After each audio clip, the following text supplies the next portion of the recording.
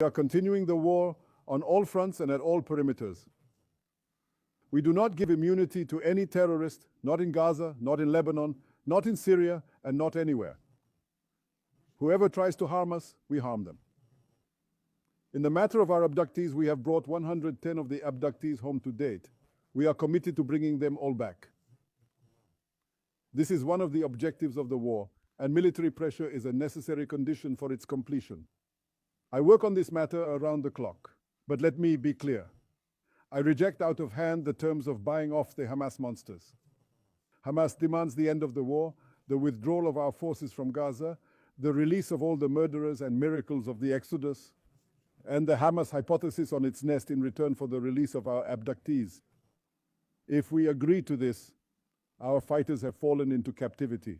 If we agree to this, we will not be able to guarantee the safety of our citizens. We will not be able to return the evacuees safely to their homes. And the 7th of October, the next one, will only be a matter of time.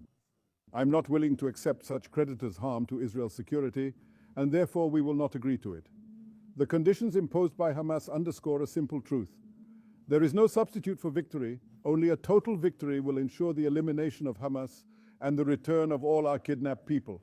I said these things to President Biden in our conversation over the weekend. I appreciate the United States' support for Israel, and I said this to the President as well, and yet I stand firmly on our vital interests. I emphasized to President Biden our determination to complete all the objectives of the war and to ensure that Gaza does not distort another threat to Israel.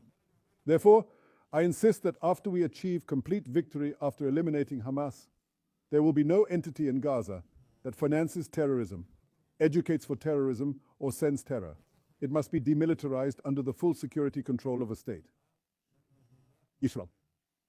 I will not compromise on full Israeli security control over the entire territory west of the Jordan River. As Prime Minister of Israel, I firmly stood by this position in the face of enormous international and domestic pressures.